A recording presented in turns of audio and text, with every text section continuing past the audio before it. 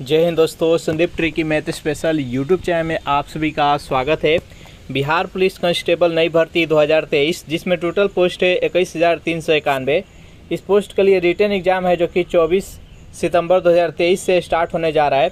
ज्ञान बिंदु का प्रैक्टिस सेट नंबर 1 लेकर आए हैं जिसमें हम 1 से लेकर 100 तक का प्रश्न विस्तार से देखने वाले हैं। तो इस वीडियो में अंत तक बने रहिएगा। तो वीडियो स्टार्ट करते हैं और चलते हैं हम प्रश्न की तरफ।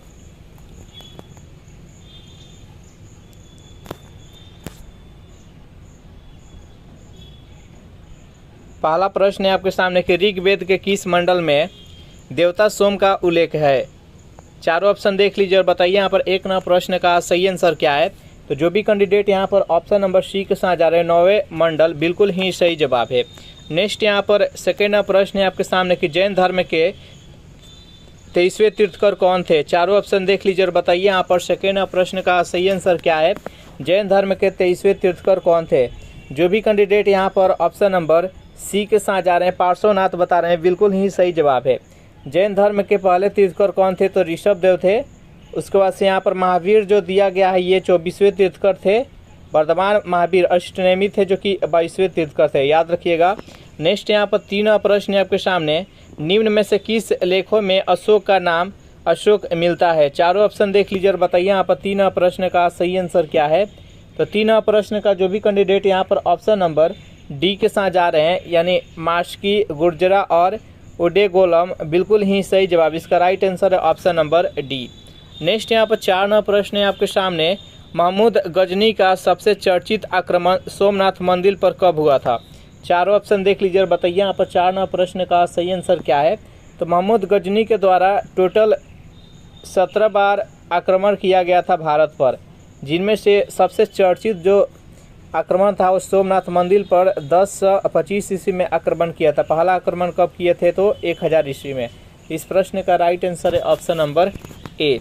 नेक्स्ट यहाँ पर 5 प्रश्न है आपके सामने कि हुमायूं द्वारा लड़े गए 4 प्रमुख युद्धों का सही क्रम क्या है। चारों ऑप्शन देख लीजिए और बताइए यहाँ पर 5 प्रश्न का सही आंसर क्या है। तो हुमायूं द्वारा लड़े गए 4 प्रमुख युद्धों का सही क्रम है, इसका राइट आंसर हो जाएगा ऑप्शन नंबर ए, यानी सबसे पहले देवरा की युद्ध, उसके बाद चौसा 1539, उसके बाद बिलग्राम, उसके बाद सरहिंद। जो भी कैंडिडेट यहाँ पर ऑप्शन नंबर ए के साथ जा रहे हैं, बिल्कुल ही सही जवाब है। नेक्स्ट यहाँ पर 6 प्रश्न है आपके सामने कि राजस्व के निम्न दिए गए किन व्यवस्था के तहत सरकार और किसान के बीच कोई बिचौलिया वर्ग नहीं था। चारों ऑप्शन देख लीजिए और बताइए यहाँ पर 6 प्रश्न का सही आंसर क्या है। तो 6 प्रश्न का जो भी कैंडिडेट ऑप्शन नंबर सी के साथ जा रहे हैं रैयतबारी व्यवस्था, बिल्कुल ही सही जवाब है। इसका राइट आंसर है ऑप्शन नंबर सी। नेक्स्ट यहाँ पर 7 प्रश्न है कि निम्न में से किस गवर्नर जनरल या वायसराय को एक अफगान शेर अली अफरीदी ने पोर्ट ब्लेयर में चाकू मारकर हत्या कर दिया था। चारों ऑप्शन देखिए और जल्दी से बताइए यहाँ पर 7 प्रश्न का सही आंसर क्या है। तो लॉर्ड मियो को, जो भी कैंडिडेट यहाँ पर ऑप्शन नंबर बी के साथ जा रहे हैं, बिल्कुल ही सही जवाब है। लॉर्ड मियो के टाइम में ही सर्वप्रथम भारत में पहली बार जनगणना हुआ था 1872 ईस्वी में, याद रखिएगा। नेक्स्ट क्वेश्चन देखते हैं यहाँ पर 8 प्रश्न है कि 1857 की क्रांति से संबंधित में किस इतिहासकार का मत था कि वह राष्ट्रीय विद्रोह था।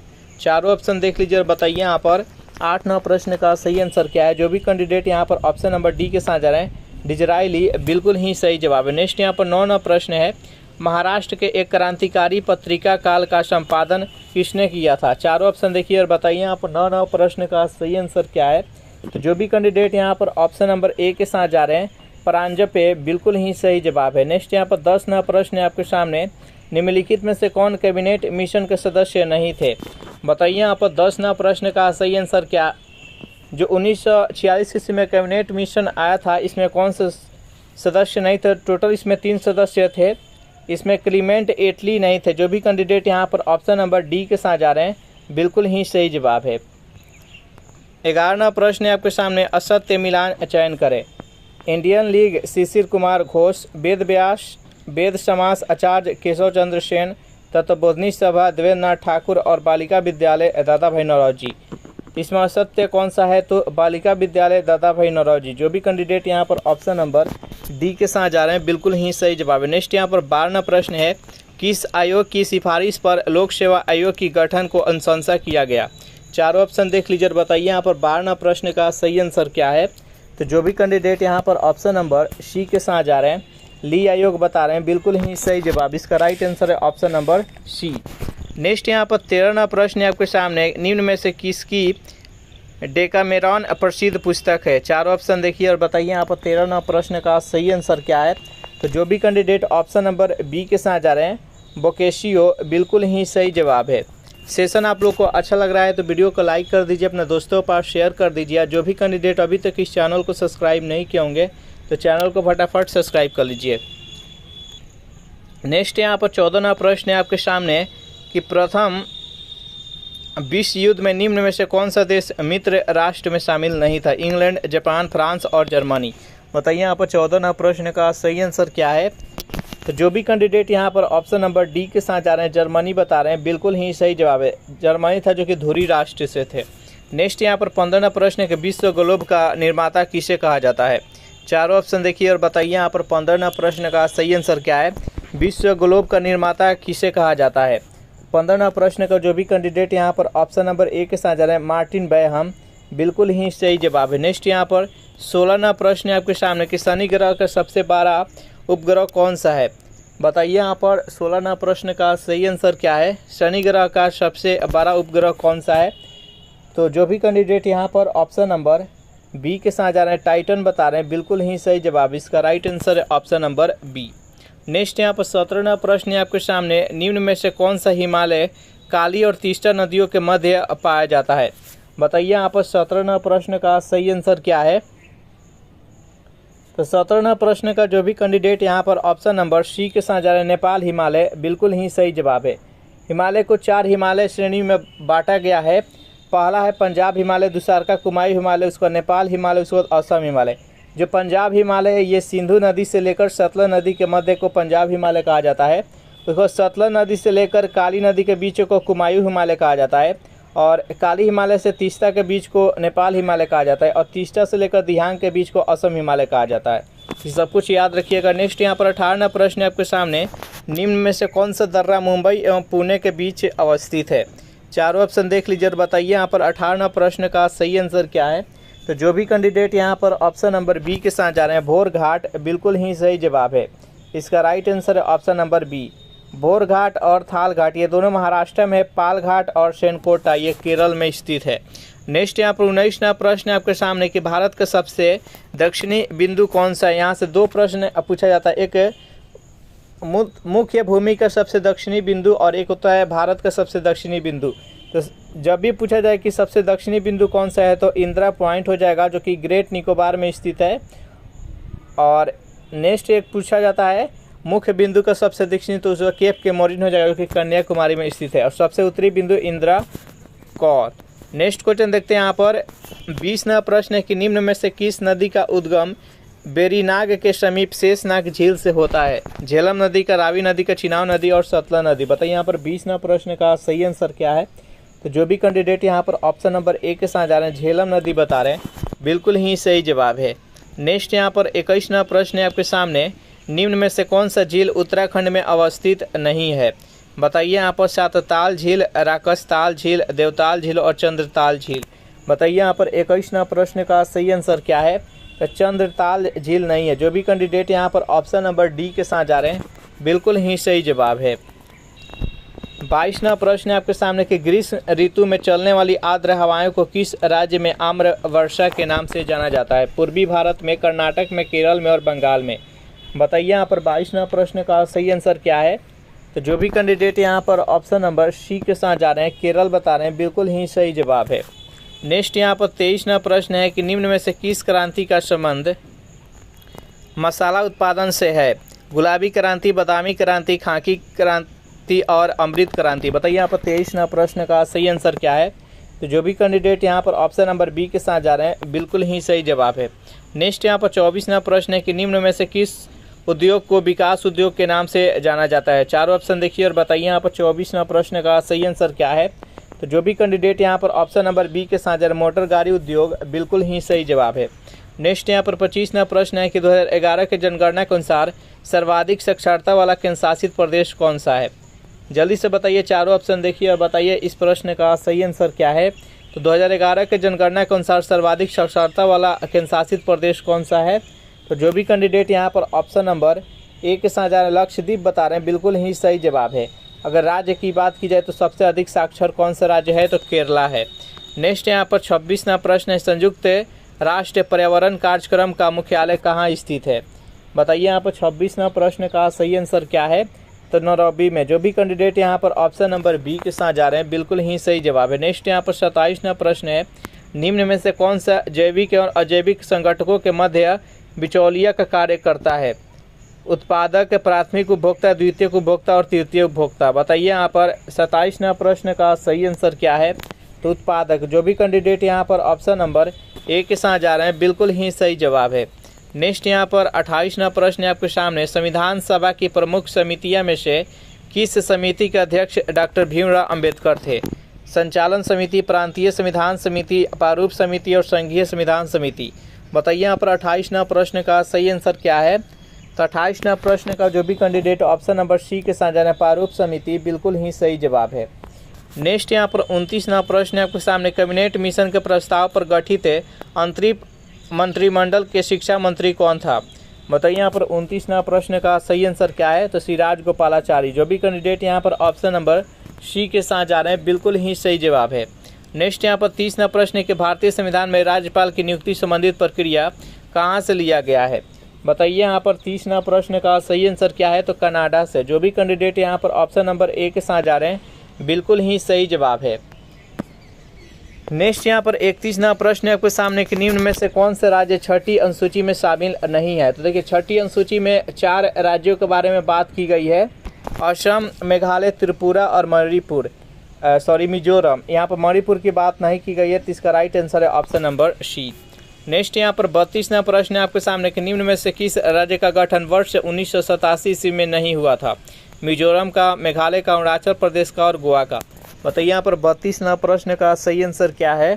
तो मेघालय का नहीं हुआ था। जो भी कैंडिडेट यहाँ पर ऑप्शन नंबर बी के साथ जा रहे हैं, बिल्कुल ही सही जवाब है। नेक्स्ट यहाँ पर 33वां प्रश्न है आपके सामने, किस नागरिक संशोधन अधिनियम के तहत माता के नागरिकता के आधार पर विदेश में जन्म लेने वाले को नागरिकता प्रदान करने का प्रावधान किया गया? 1955, 1992, 2003 और 2005। बताइए यहाँ पर 33वां प्रश्न का सही आंसर क्या है? तो 33वां प्रश्न का जो भी कैंडिडेट यहाँ पर ऑप्शन नंबर बी के साथ जा रहे हैं, 1992 बता रहे हैं, बिल्कुल ही सही जवाब है। नेक्स्ट यहाँ पर 34वां प्रश्न है कि भारतीय संविधान के किस अनुच्छेद के तहत कुटीर उद्योग का प्रोत्साहन की चर्चा की गई है? अनुच्छेद 47, 43, 48 और 51। बताइए यहाँ पर 34वां प्रश्न का सही आंसर क्या है? तो अनुच्छेद 43। जो भी कैंडिडेट यहाँ पर ऑप्शन नंबर बी के साथ जा रहे हैं, बिल्कुल ही सही जवाब है। 35वां प्रश्न है आपके सामने, निम्न में से कौन 2 बार उपराष्ट्रपति और 1 बार राष्ट्रपति बने हैं? चारों ऑप्शन देखिए और बताइए यहाँ पर इस प्रश्न का सही आंसर क्या है? इनमें से कौन 2 बार उपराष्ट्रपति और 1 बार राष्ट्रपति बने हैं? तो डॉक्टर सर्वपल्ली राधाकृष्णन। जब डॉक्टर इंद्र प्रसाद राष्ट्रपति लगातार 2 बार थे, तो उस टाइम ये उपराष्ट्रपति थे लगातार 2 बार, और डॉक्टर इंद्र प्रसाद के हटने के बाद राष्ट्रपति डॉक्टर सर्वपल्ली राधाकृष्णन बने थे।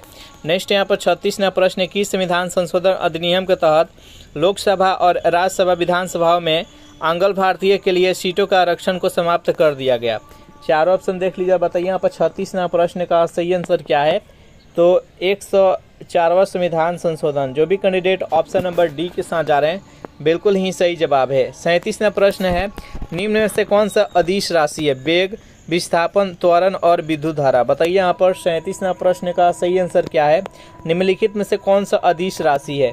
तो जो भी कैंडिडेट यहाँ पर ऑप्शन नंबर डी के साथ जा रहे हैं, विद्युत धारा बता रहे हैं, बिल्कुल ही सही जवाब है।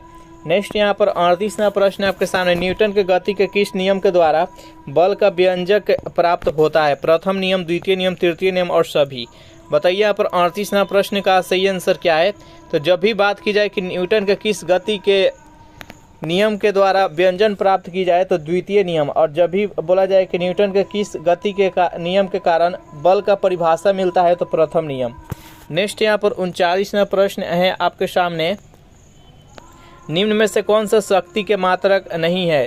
चारों ऑप्शन देखिए और बताइए यहाँ पर इस प्रश्न का सही आंसर क्या है। तो हॉर्स पावर भी है, किलोवाट भी है, मेगावाट भी है, यहाँ पर WH नहीं है। जो भी कैंडिडेट यहाँ पर ऑप्शन नंबर सी के साथ जा रहे हैं बिल्कुल ही सही जवाब है। नेक्स्ट यहाँ पर 40वां प्रश्न है आपके सामने कि जल का महत्तम घनत्व किस पर होता है। 4 डिग्री फ़ारेनहाइट पर। चारों ऑप्शन देखिए और बताइए यहाँ पर इस प्रश्न का सही आंसर क्या है। तो जो भी कैंडिडेट यहाँ पर ऑप्शन नंबर बी के साथ जा रहे हैं 39.2 डिग्री फ़ारेनहाइट। जब भी पूछा जाए कि सेल्सियस में कितना होता है तो सेल्सियस में 4 डिग्री सेल्सियस 4 डिग्री सेल्सियस पर अधिकतम घनत्व होता है और फ़ारेनहाइट में कितना होता है तो 39.2 डिग्री फ़ारेनहाइट। नेक्स्ट यहाँ पर 41वां प्रश्न है आपके सामने, निम्न में से कौन विद्युत चुंबकीय तरंग है। चारों ऑप्शन देखिए, बताइए यहाँ पर 41वां प्रश्न का सही आंसर क्या है। तो यहाँ पर गामा किरण है जो कि विद्युत चुंबकीय तरंग है, इसका राइट आंसर है ऑप्शन नंबर सी। नेक्स्ट यहाँ पर 42वां प्रश्न है आपके सामने, अवतल दर्पण में अगर कोई वस्तु को वक्ता केंद्र पर रखा जाए तो इसका प्रतिबिंब कहाँ बनेगा। तो अवतल दर्पण में जब भी किसी वस्तु को वक्ता केंद्र पर रखा जाता है तो इसका प्रतिबिंब वक्ता केंद्र पर ही बनता है, वस्तु के बराबर बनता है, उल्टा बनता है और वास्तविक बनता है। जो भी कैंडिडेट यहाँ पर ऑप्शन नंबर बी के साथ जा रहे हैं, वक्ता केंद्र बता रहे हैं, बिल्कुल ही सही जवाब है। नेक्स्ट यहाँ पर 43वां प्रश्न है आपके सामने कि जहाँ रुक रुक कर थोड़े समय के लिए विद्युत धारा की आवश्यकता होती है वहाँ किस प्रकार की सेल का प्रयोग किया जाता है। चारों ऑप्शन देख लीजिए, बताइए यहाँ पर 43वां प्रश्न का सही आंसर क्या है। तो 43वां प्रश्न का जो भी कैंडिडेट ऑप्शन नंबर ए के साथ जा रहे हैं, लेग्रांजे सेल, बिल्कुल ही सही जवाब है। नेक्स्ट यहाँ पर 44वां प्रश्न है आपके सामने, जिस पदार्थ से विद्युत फ्यूज बने होते हैं इसका क्या गुण होता है। बताइए यहाँ पर 44वां प्रश्न का सही आंसर क्या है। तो जिस पदार्थ का विद्युत फ्यूज बने होते हैं उसका गुण क्या होता है। तो जो भी कैंडिडेट ऑप्शन नंबर ए के साथ जाते हैं, उच्च गलनांक और निम्न प्रतिरोध। सॉरी, इसका आंसर होगा ऑप्शन नंबर डी, निम्न गलनांक होता है और उच्च प्रतिरोध होता है। इसका राइट आंसर हो जाएगा ऑप्शन नंबर डी। नेक्स्ट यहाँ पर 45वां प्रश्न आपके सामने, पृथ्वी पर सबसे ज़्यादा कौन सा धातु पाया जाता है। बताइए यहाँ पर 45वां प्रश्न का सही आंसर क्या है। यहाँ पर धातु की बात की जा रही है, तो पृथ्वी पर सबसे अधिक कौन सा धातु पाया जाता है। तो एल्युमिनियम पाया जाता है। जो भी कैंडिडेट यहाँ पर ऑप्शन नंबर ए के साथ जा रहे हैं, बिल्कुल ही सही जवाब है। 46वां प्रश्न है, दाब बढ़ने से द्रव का क्वथनांक पर क्या प्रभाव पड़ता है। बताइए यहाँ पर 46वां प्रश्न का सही आंसर क्या है। तो दाब बढ़ने से द्रव के क्वथनांक पर क्या परिवर्तन होगा। तो इस बढ़ेगा, दाब बढ़ेगा तो उसका क्वथनांक भी बढ़ेगा। इसका राइट आंसर है ऑप्शन नंबर ए। 47वां प्रश्न है कि इलेक्ट्रॉन की तरंग प्रकृति के खोज किसने किया था। चारों ऑप्शन देख लीजिए और बताइए यहाँ पर 47वां प्रश्न का सही आंसर क्या है। इलेक्ट्रॉन तरंग की प्रकृति के खोज किसने की। तो डी ब्रोगली ने। जो भी कैंडिडेट यहाँ पर ऑप्शन नंबर सी के साथ जा रहे हैं, बिल्कुल ही सही जवाब है। नेक्स्ट यहाँ पर 48वां प्रश्न है, आवर्त सारणी के अष्टक नियम का सिद्धांत किसने दिया था। चारों ऑप्शन देख लीजिए, बताइए यहाँ पर 48वां प्रश्न का सही आंसर क्या है। तो आवर्त सारणी के अष्टक नियम का सिद्धांत किसने दिया था। तो न्यूलैंड्स ने। न्यूलैंड्स का अष्टक नियम, इसका राइट आंसर है ऑप्शन नंबर डी। डोबराइनर ने त्रिक नियम दिए थे और मेंडलीफ ने सर्वप्रथम आवर्त सारणी तैयार किए थे जो कि परमाणु द्रव्यमान पर आधारित था। और आधुनिक जो आवर्त सारणी है ये परमाणु संख्या पर आधारित है और इसका निर्माण किसने किया था। तो मोस्ले ने किए थे।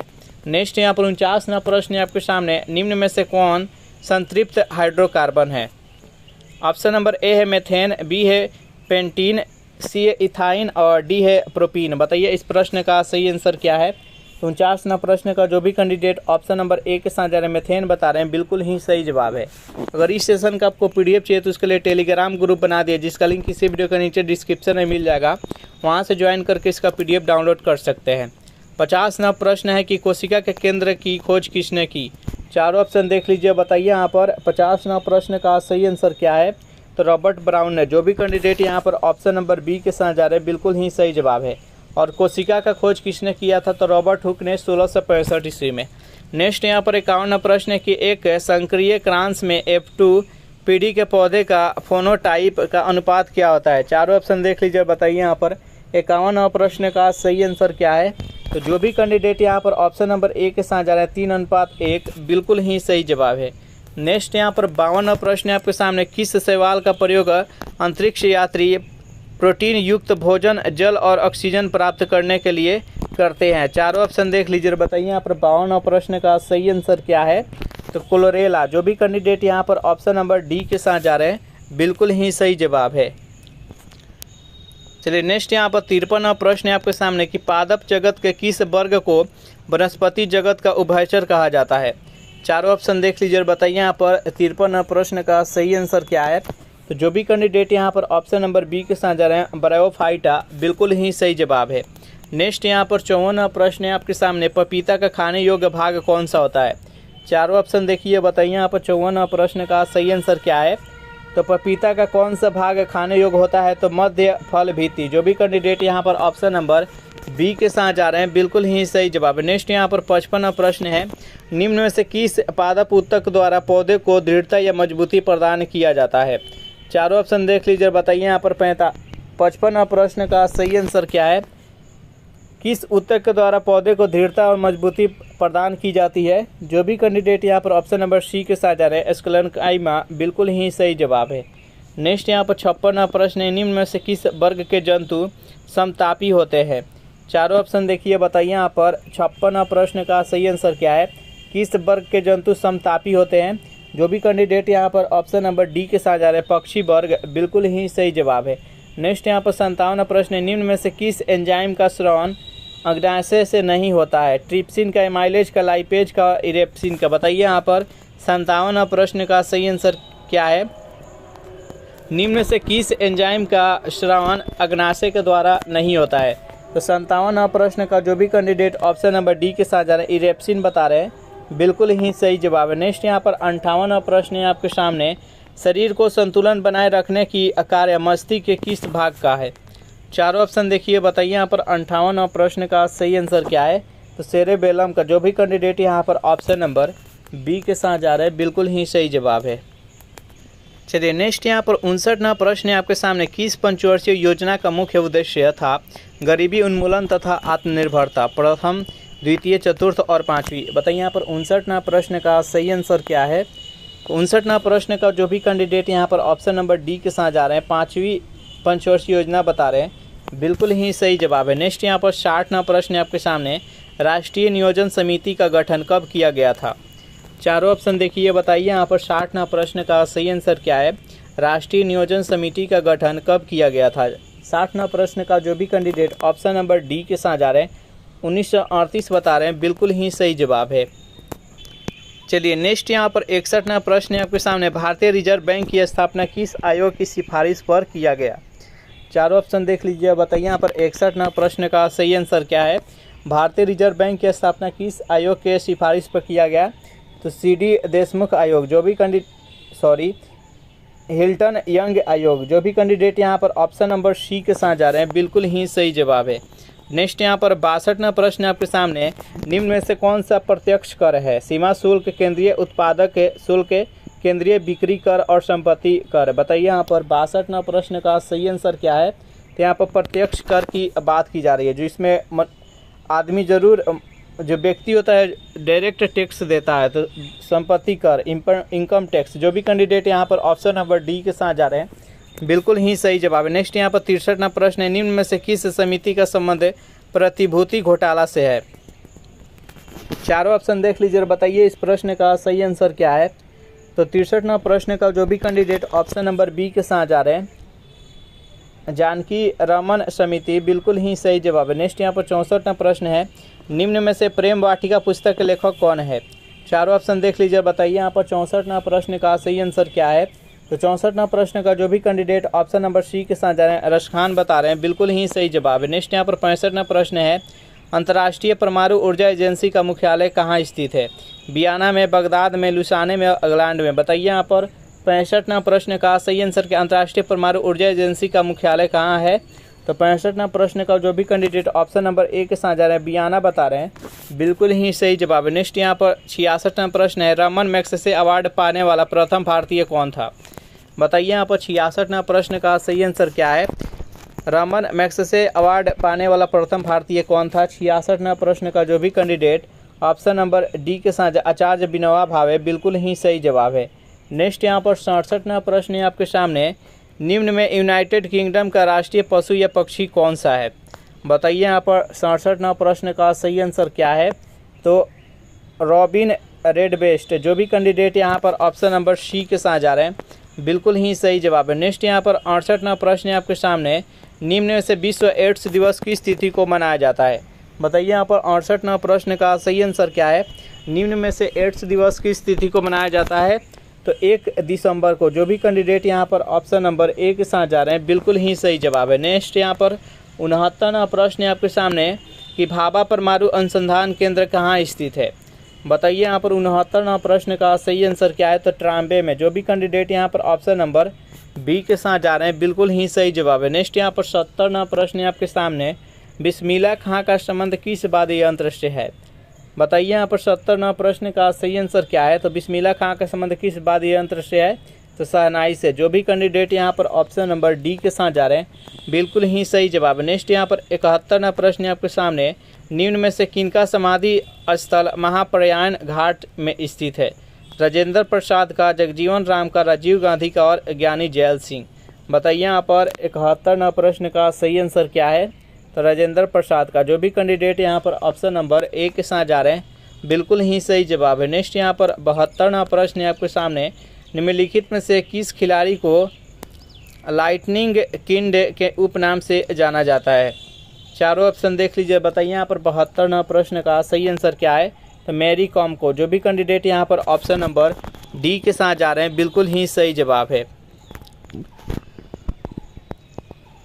नेक्स्ट यहाँ पर 73वां प्रश्न है आपके सामने, नेशनल डिफेंस एकेडमी का मुख्यालय किस स्थान पर है। नई दिल्ली, विलिंगटन, देहरादून और खड़गवासला। बताइए यहाँ पर 73वां प्रश्न का सही आंसर क्या है। तो 73वां प्रश्न का जो भी कैंडिडेट यहाँ पर ऑप्शन नंबर बी के साथ जा रहे हैं विलिंगटन बता रहे हैं बिल्कुल ही सही जवाब है। नेक्स्ट यहाँ पर 74वां प्रश्न है आपके सामने, किस ऑपरेशन के तहत भारत ने भूकंप प्रभावित क्षेत्र तुर्की और सीरिया को मानवीय सहायता प्रदान की। चारों ऑप्शन देख लीजिए। बताइए यहाँ पर 74वां प्रश्न का सही आंसर क्या है। तो जो भी कैंडिडेट यहाँ पर ऑप्शन नंबर ए के साथ जा रहे हैं ऑपरेशन दोस्त बिल्कुल ही सही जवाब है। नेक्स्ट यहाँ पर 75वां प्रश्न है कि हाल ही में T20 अंतर्राष्ट्रीय में 100 विकेट की उपलब्धि हासिल करने वाली पहली भारतीय महिला क्रिकेटर कौन बनी। चारों ऑप्शन देख लीजिए। बताइए यहाँ पर 75वां प्रश्न का सही आंसर क्या है। तो जो भी कैंडिडेट यहाँ पर ऑप्शन नंबर ए के साथ जा रहे हैं दीप्ति शर्मा बता रहे हैं बिल्कुल ही सही जवाब है। नेक्स्ट यहाँ पर 76वां प्रश्न है, डॉक्टर भीमराव अंबेडकर की 131वीं जयंती के अवसर पर डैश में 70 फुट ऊंची प्रतिमा स्टैचू ऑफ नॉलेज का अनावरण किया गया। चारों ऑप्शन देख लीजिए। बताइए यहाँ पर 76वां प्रश्न का सही आंसर क्या है। तो लातूर जो कि महाराष्ट्र में स्थित है। जो भी कैंडिडेट यहाँ पर ऑप्शन नंबर डी के साथ जा रहे हैं बिल्कुल ही सही जवाब है। नेक्स्ट यहाँ पर 77वां प्रश्न है आपके सामने, किस राज्य में भारत अफगानिस्तान द्विवार्षिक सैन्य अभ्यास से दोस्तली के 2023 का आयोजन किया गया। चारों ऑप्शन देख लीजिए और बताइए यहाँ पर 77वां प्रश्न का सही आंसर क्या है। तो उत्तराखंड में। जो भी कैंडिडेट यहाँ पर ऑप्शन नंबर डी के साथ जा रहे हैं बिल्कुल ही सही जवाब है। 78वां प्रश्न है आपके सामने, 2025 से मैड्रिड इंटरनेशनल बुक फेयर का थीम देश होगा फ्रांस, नेपाल, चीन और भारत। बताइए यहाँ पर 78वां प्रश्न का सही आंसर क्या है। तो जो भी कैंडिडेट यहाँ पर ऑप्शन नंबर डी के साथ जा रहे हैं भारत बता रहे हैं बिल्कुल ही सही जवाब है। नेक्स्ट यहाँ पर 79वां प्रश्न है आपके सामने। यहाँ से मैथ्स का प्रश्न शुरू होता है, दो क्रमागत समपूर्णांकों के वर्गों का अंतर निम्नलिखित में से किसकी संख्या से पूर्णतः विभक्त होगा हमेशा। बताइए यहाँ पर 79वां प्रश्न का सही आंसर क्या है। तो हम इसको एग्जाम्पल के तौर पर समझते हैं। मान लेते हैं कि एक संख्या कितना है तो 4 है और दूसरी कितना है तो 6 है। क्रमागत है, यहाँ पर समपूर्णांक है और इसका 4 का स्क्वायर करेंगे तो कितना हो जाएगा तो 16 हो जाएगा और 6 का स्क्वायर करेंगे तो कितना हो जाएगा तो 36 हो जाएगा। तो यहाँ पर इसका अंतर कितना हो जाएगा तो अंतर 20 हो जाएगा। तो इसको 20 किससे कटेगा, ना 3 से कटेगा, ना 6 से, ना 7 से, 4 से कटेगा। तो इसका राइट आंसर हो जाएगा ऑप्शन नंबर बी।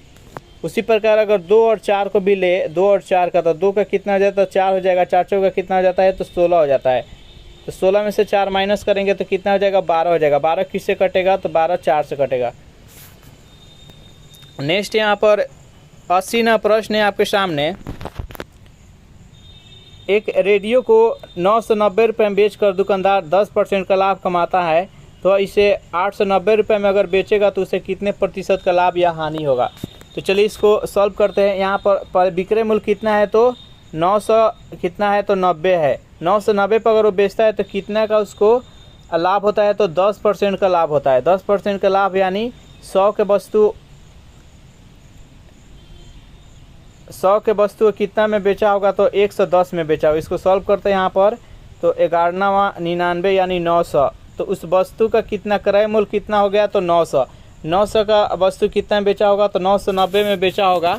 तो उसको कितना 10% का लाभ हो रहा है। तो यहाँ पर 890 रुपये में बेचेगा तो उसको कितने % का लाभ या हानि होगा। तो 900 पर कितने का यहाँ पर बेचा जा रहा है तो यहाँ पर 890 यानी 10% का हानि हो रहा है। 10 का हानि हो रहा है तो गुने में यहाँ पर हो गया 100। इसको जब सॉल्व करेंगे तो कितना हो जाएगा 10/9 हो जाएगा। 10/9 तो 9 एकम 9 और 9 एक 10 यानी इसका राइट आंसर हो जाएगा ऑप्शन नंबर डी हो जाएगा। हानि हो रहा है तो 1.1/9% हानि, इसका राइट आंसर है ऑप्शन नंबर डी। नेक्स्ट यहाँ पर 81वां प्रश्न थोड़ा सा लेंदी है, इसको सॉल्व कर लीजिएगा। इस प्रश्न का आंसर हम बता देते हैं। इस प्रश्न का आंसर हो जाएगा वो ऑप्शन नंबर सी हो जाएगा यानी 48 हो जाएगा। नेक्स्ट यहाँ पर 82वां प्रश्न है आपके सामने, चलिए इसको सॉल्व करते हैं। यहाँ पर दिया गया है कि 30 मीटर प्रति सेकंड की चाल से जा रही एक रेलगाड़ी 600 मीटर लंबे प्लेटफॉर्म को 30 सेकंड में पार कर रही है, तो इस रेलगाड़ी की लंबाई कितनी होगी। तो चलिए इसको सॉल्व करते हैं। सबसे पहले हम टोटल डिस्टेंस ज्ञात कर लेते हैं। यहाँ पर टाइम दिया गया और चाल दिया गया है, तो चाल और टाइम से कितना डिस्टेंस मालूम हो जाएगा। तो दूरी बराबर कितना होता है तो समय गुने चाल होता है। तो इसका समय कितना है तो 30 सेकंड है और चाल कितना है तो 30 होता है। तो कितना जाएगा तो ये 900 हो जाएगा। टोटल डिस्टेंस यहाँ पर कितना आ जाएगा 900 मीटर। यहाँ पर प्लेटफॉर्म की लंबाई कितना है तो प्लेटफॉर्म की लंबाई 600 है, तो 600 माइनस कर लेंगे इसमें 900 में से तो ट्रेन का लंबाई निकल कर आ जाएगा। तो ट्रेन का लंबाई कितना है तो 300 मीटर है। इसका राइट आंसर हो जाएगा ऑप्शन नंबर डी। 83वां प्रश्न है आपके सामने कि एक व्यक्ति ने 400 रुपये 2 वर्षों के लिए, 550 रुपये 4 वर्ष के लिए और 1200 रुपये 6 वर्ष के लिए एक ही दर पर उधार लिया। यदि उसे कुल ब्याज 1020 रुपये मिला तो ब्याज की वार्षिक दर कितने प्रतिशत होगा। जल्दी से सॉल्व कीजिए और बताइए यहाँ पर इस प्रश्न का सही आंसर क्या है। तो चलिए इसको सॉल्व करते हैं। यहाँ पर देखिए सबसे पहले हम समझते हैं कि ब्याज बराबर क्या होता है। तो ब्याज बराबर क्या होता है तो मूलधन गुने समय गुने दर बटा 100 होता है। अब इसी पर हल हो जाएगा। देखिए सॉल्व करते हैं। यहाँ पर देखिए 400 रुपया लिया है वो 2 वर्षों के लिए है। मान लेते हैं कि ब्याज उसका रेट कितना है तो x% है। तो यहाँ पर कितना हो जाएगा 4 दूना 8, 800x हो जाएगा। उसके बाद देखिए 550 है जो कि कितने वर्ष के लिए लिया जा रहा है तो 550 है जो कि 4 वर्षों के लिए लिया जा रहा है। तो कितना हो जाएगा तो यहाँ पर 4 से गुना करेंगे 550 में तो कितना हो जाएगा 2200 x हो जाएगा। उसके बाद से यहाँ पर और 1200 जो रुपया है वो 6 वर्षों के लिए, तो 6 वर्ष 1272, यहाँ पर 7200 और x और बाटा में कितना हो जाएगा तो 100 और बराबर टोटल इसको ब्याज कितना मिल रहा है तो 1020 मिल रहा है। अब इसको सब में से हम 100 कॉमन ले रहे हैं तो 100 कॉमन लेंगे तो कितना हो जाएगा ये 8 हो जाएगा 8x और प्लस में कितना हो जाएगा तो 22x और प्लस में 72x और यहाँ से 100 ख़त्म हो जाएगा तो बराबर कितना हो जाएगा तो 1020 बचेगा। अब इसको ऐड करेंगे तो कितना हो जाएगा, ऐड करने के बाद इसका मान हो जाएगा 102x। अब बराबर में कितना हो जाएगा तो 1020। अब यहाँ से कट करेंगे तो कितना x का मान निकल के आ जाएगा 10, यानी कितना रेट है उसका तो 10% है। तो जो भी कैंडिडेट यहाँ पर ऑप्शन नंबर बी के साथ जा रहे हैं बिल्कुल ही सही जवाब है। आप आशा करते हैं कि समझ में आ गया होगा। नेक्स्ट क्वेश्चन देखते हैं। यहाँ पर देखिए 84वां प्रश्न है आपके सामने कि किसी धन का 8% वार्षिक दर से 2 वर्ष का चक्रवृद्धि ब्याज मिश्र धन कितना है तो 2916 है, तो उसका धन कितना होगा। तो इसको हम लिख देते हैं, इसको सॉल्व कर लीजिएगा, आंसर आ जाएगा 100%। तो देखिए मान लेते हैं कि प्रिंसिपल को P मान लेते हैं और इसमें कितना अब ब्याज कितना है तो 8% है, तो 2 वर्ष के लिए है तो कितना हो जाएगा तो 108 और बाटा में कितना हो जाएगा 100 और गुने में 108 और बाटा में 100 बराबर कितना हो जा रहा है, तो 2916 हो जा रहा है। बस इसी को आप सॉल्व कीजिएगा तो यहाँ पर पी का मान निकल कर आ जाएगा। तो 84वां प्रश्न का आंसर निकल कर आ जाएगा ऑप्शन नंबर सी यानी 2500। नेक्स्ट यहाँ पर 85वां प्रश्न है आपके सामने। 85वां प्रश्न का आंसर हो जाएगा ऑप्शन नंबर बी 15 सेंटीमीटर। थोड़ा सा लेंदी होगा, इसका सॉल्व कीजिएगा, इसका 85 का आंसर निकल के आ जाएगा 15 सेंटीमीटर। 86वां प्रश्न है आपके सामने कि एक पेड़ है जिसका हाइट कितना है, तो 10 मीटर है। यहाँ एक पेड़ है मान लेते हैं और इसका हाइट कितना है, तो इसका हाइट पूरा का हाइट कितना है, तो 10 मीटर है।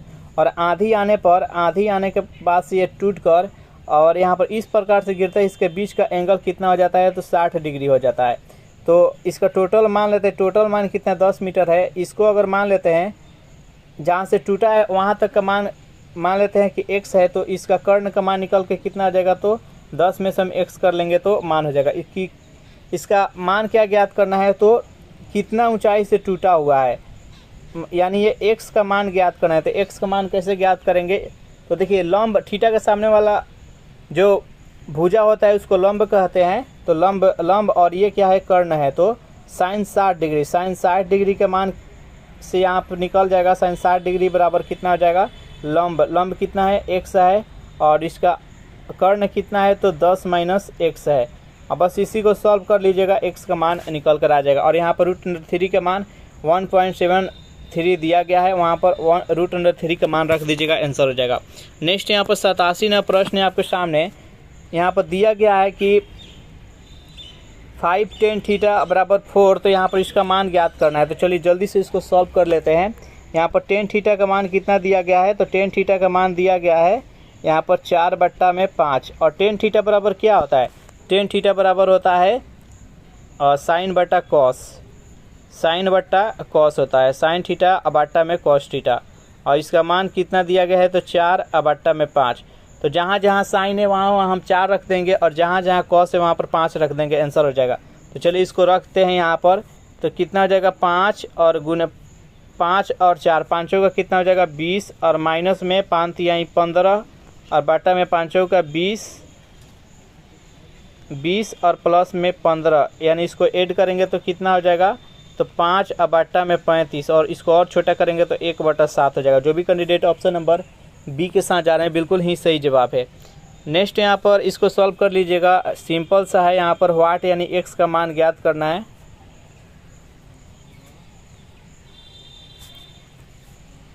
और नेक्स्ट यहाँ से रीजनिंग का प्रश्न है आपके सामने।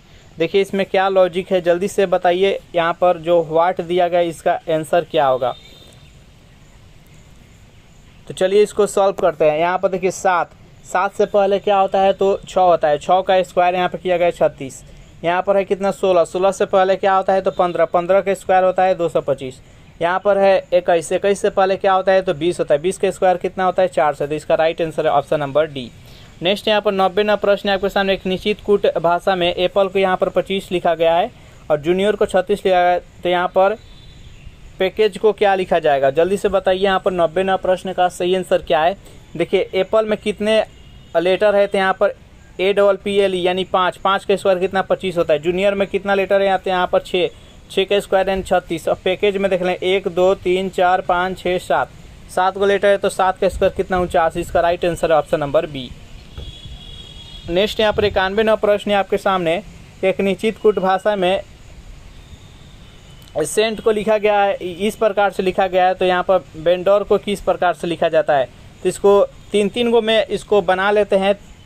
और 3 गो बनाने के बाद से यहाँ पर आंसर निकल के आ जाएगा। तो देखिए ACC लिखा गया है, तो यहाँ पर बीच वाले को वहीं पर रखा गया और दोनों को आगे पीछे वाले को पलट दिया गया है। A के स्थान पर C आ गया, C के जगह पर A आ गया। फिर देखिए लास्ट वाला ENT लिखा है, इसको कैसे N बीच वाला बीच वहीं पर रह गया और T को E पर कर दिया गया और E को T पर कर दिया गया। उसी प्रकार इसको रखते हैं, E को बीच में रखेंगे और N को शुरू में कर देंगे और V को लास्ट में। फिर इसको 3 को देखते हैं यहाँ पर, तो O को बीच में रखेंगे, R को पहले कर देंगे और D को लास्ट में कर देंगे।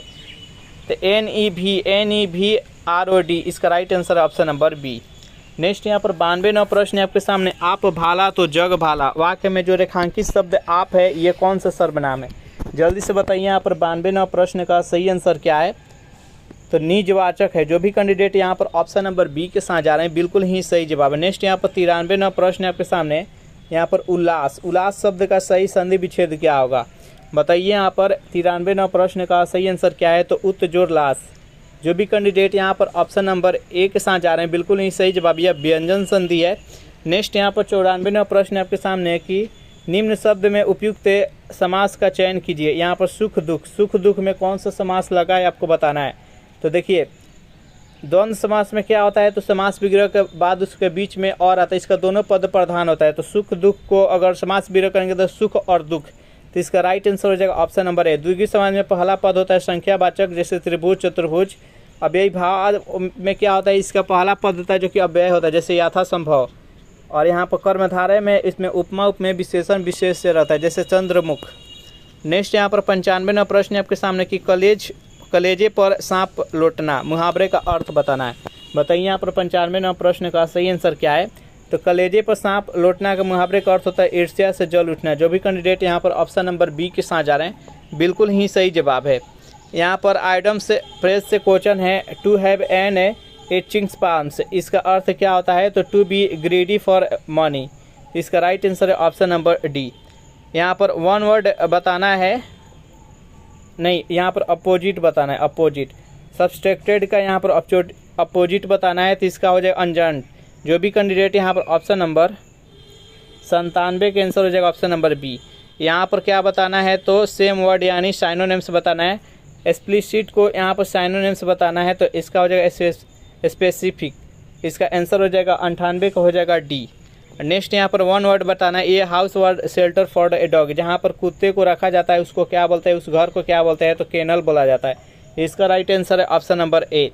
यहाँ पर आपको भरना है, रिक्त स्थान को भरना है। तो यहाँ पर ए पेयर ऑफ इरेशियन जाज, यहाँ पर फ्लू भरा जाएगा। इसका आंसर है ऑप्शन नंबर सी। तो इस प्रकार से हम 1 से लेकर 100 तक का प्रश्न देख चुके हैं। आप लोग को वीडियो कैसा लगा जरूर कमेंट करके बताइएगा। इसी प्रकार लगातार इसका सेट आएगा ज्ञान बिंदु का। तो वीडियो आप लोग को अच्छा लगा हो तो वीडियो को लाइक कर दीजिए, अपने दोस्तों के पास शेयर कर दीजिए। जो भी कैंडिडेट अभी तक इस चैनल को सब्सक्राइब नहीं किए होंगे तो चैनल को फटाफट सब्सक्राइब कर लीजिए। Thanks for watching this video. मिलते हैं नेक्स्ट वीडियो में।